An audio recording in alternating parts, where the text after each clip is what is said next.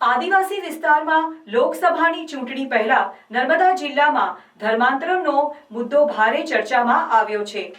11મી ફેબ્રુઆરીએ ડેડિયાપાડાના સાંકણી ગામે ખ્રિસ્તી સમાજનો કાર્યક્રમ યોજવાનો છે, જેની જોરશોરથી જાહેરાત થઈ રહી છે, જેની સામે રાષ્ટ્રીય આદિવાસી મંચ અને જિલ્લા વીએચપી દ્વારા રજૂઆત કરી કલેક્ટરને સોનજીભાઈ વસાવા, જાનકી આશ્રમ ડેડિયાપાડા તેમજ ગૌતમ પટેલ મંત્રી નર્મદા જિલ્લા વિશ્વ હિન્દુ પરિષદ નર્મદાની ઉપસ્થિતિમાં વિહિપ દ્વારા આવેદનપત્ર આપ્યું છે। આદિવાસી વિસ્તારમાં લોકસભાની ચૂંટણી પહેલા નર્મદા જિલ્લામાં ધર્માંતરોનો મુદ્દો ભારે ચર્ચામાં આવ્યો છે। 11મી ફેબ્રુઆરીએ ડેડિયાપાડાના સાંકણી ગામે ખ્રિસ્તી સમાજનો કાર્યક્રમ યોજવાનો છે, જેની જોરશોરથી જાહેરાત થઈ રહી છે, જેની સામે રાષ્ટ્રીય આદિવાસી મંચ અને જિલ્લા વીએચપી દ્વારા રજૂઆત કરી કલેક્ટરને સોનજીભાઈ વસાવા, જાનકી આશ્રમ ડેડિયાપાડા તેમજ ગૌતમ પટેલ મંત્રી નર્મદા જિલ્લા વિશ્વ હિન્દુ પરિષદ નર્મદાની ઉપસ્થિતિમાં વિહિપ દ્વારા આવેદનપત્ર આપ્યું હતું। આ આત્મિક કાર્યક્રમનો વિહિપે વિરોધ કર્યો છે। તાલુકાના સાંકડી ગામે આત્મિક જાગૃતિ સભાના નામે ખ્રિસ્તીઓ દ્વારા હાલેલુયા દ્વારા ધર્માંતરણનો કાર્યક્રમ રાખવામાં આવ્યો છે 11મી તારીખે। એનાથી આદિવાસી લોકોનું ખૂબ મોટું ધર્માંતરણ થવાનું છે। હજારો આદિવાસી લોકો પોતાની ધર્મ, સંસ્કૃતિ, સમાજ, રીત રિવાજો અને રૂઢિ પરંપરા છોડી અને ખ્રિસ્તીઓ બનવાના છે। તો આ કાર્યક્રમ ના થાય એના માટે અમે આજે કલેક્ટરશ્રીને આવેદનપત્ર આપ્યું છે અને આ અગાઉ પણ આ જ ખ્રિસ્તીઓ દ્વારા આવી પ્રવૃત્તિ કરવામાં આવી હતી। એમાં ત્યાંના સ્થાનિક આગેવાનો કહેવા ગયેલા ત્યારે એમને પણ ખૂબ માર મારેલો। તો આદિવાસી સંસ્કૃતિ બચે એના માટે અમારો એક પ્રયાસ છે।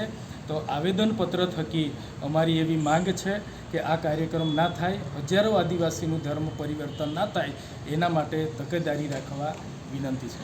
અગાઉ આ જ રીતના કરવા ગયા ત્યારે ગામ લોકો ત્યાં કહેવા ગયા તો એમને માર મારવામાં આવ્યો। આ પગલું ફરી ન કરી શકે એ માટે અમે કલેક્ટરશ્રીને આવેદન આપીએ છીએ અને આ કાર્યક્રમ રોકવા માટે અમે નિવેદન આપીએ છીએ કે ભાઈ તમે આ કાર્યક્રમમાં પોલીસ બંદોબસ્ત સાથે આના ઉપર કડક પગલાં લેવામાં આવે। આ સંસ્કૃતિનો નાશ કરવાનો એક કાર્યક્રમ ચાલી રહ્યો છે, જે હિન્દુઓને વિરુદ્ધમાં છે અને ભારતીય સનાતન ધર્મના પણ વિરુદ્ધમાં છે, માટે આ કાર્યક્રમ રોકાવો જોઈએ એવી અમારી વિશ્વ હિન્દુ પરિષદની માંગ છે।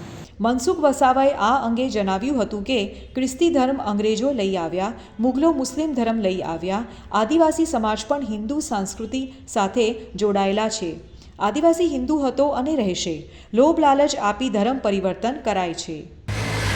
જો આ હિન્દુસ્તાનની અંદર અંગ્રેજોએ ખ્રિસ્તી ધર્મને લાયા અને ધર્મનો ફેલાવો કર્યો પ્રલોભનો આપીને। મુગલ બાદશાહો મુસ્લિમ ધર્મને લાયા અને ઇસ્લામ ધર્મનો એનો ફેલાવો કર્યો। એટલે જે તે સમયના શાસકોએ જે વિદેશી આક્રમણો અહીંયા હિન્દુસ્તાનમાં હિન્દુ ધર્મ પર પ્રહાર કર્યો, સનાતન ધર્મ પર પ્રહાર કર્યો, એનું આ પરિણામ છે। જે આદિવાસી સમાજ છે, આદિવાસી સમાજ પણ આ હિન્દુસ્તાનનો જ છે, એ આદિવાસી છે, પણ આદિવાસી સંસ્કૃતિ હિન્દુ સંસ્કૃતિ સાથે જોડાયેલી છે। આદિવાસીઓના અલગ દેવી દેવતાઓ એ બધા હિન્દુ દેવતાના એ સ્વરૂપો છે। દેવમંગરા માતાજી છે એ શક્તિ સ્વરૂપા છે। આજે 3 રાજ્યના લોકો ત્યાં દેવમંગરા દર્શન કરવા માટે જાય છે, બધા આદિવાસીઓ છે। એટલે કેટલાક લોકો ખ્રિસ્તી થઈ ગયા છે કોઈકનો કોઈ કારણસર પ્રલોભનોથી, અને એક સમય એવો હતો જે તે સરકારોએ ધ્યાન નથી આપ્યું કે આ મિશનરીઓ એમને છૂટછાટ આપી દીધી, આદિવાસીઓ અથવા તો અન્ય ગરીબ સમાજ ખ્રિસ્તી થઈ જાય એના માટે જે ધ્યાન આપવું જોઈએ જે તે સરકારે, પૂર્વની સરકારે, એના કારણે જે છે બહુ ઘણા મોટી સંખ્યામાં કોઈકને કોઈક કારણસર લોભ લાલચમાં આવીને ખ્રિસ્તી થઈ ગયા છે। પરંતુ આજે એના પર બ્રેક વાગી છે અને આજે આદિવાસી અમે જાહેરમાં કહીએ છીએ, સંમેલનો કર્યા છે કે ભાઈ આદિવાસી હિન્દુ હતો છે અને રહેવાનો છે। આ દેશમાં મુગલો જે આક્રમણ કર્યું, ક્રિશ્ચિયન સંસ્થાઓએ જે અંગ્રેજોની સાથે આવ્યા, આ લોકોએ લોભ લાલચ આપીને ગરીબ પ્રજાને ધર્મ પરિવર્તન કરાયો છે। પરંતુ સમયની સાથે વર્તમાન એક રાષ્ટ્રવાદી સરકાર છે, એ રાષ્ટ્રવાદી સરકારે આના પર બ્રેક મારી છે। દરેકને ધર્મ પાળવાનો અધિકાર છે, પરંતુ કોઈ લોભ લાલચમાં ધર્મ પરિવર્તન નહીં કરે એના માટે અમે બધા અને સરકાર પણ તેટલી ચિંતિત છે। અને એટલે આદિવાસી આદિવાસી સ્વેચ્છાએ ખ્રિસ્તી બને છે એ તદ્દન ખોટી વાત છે.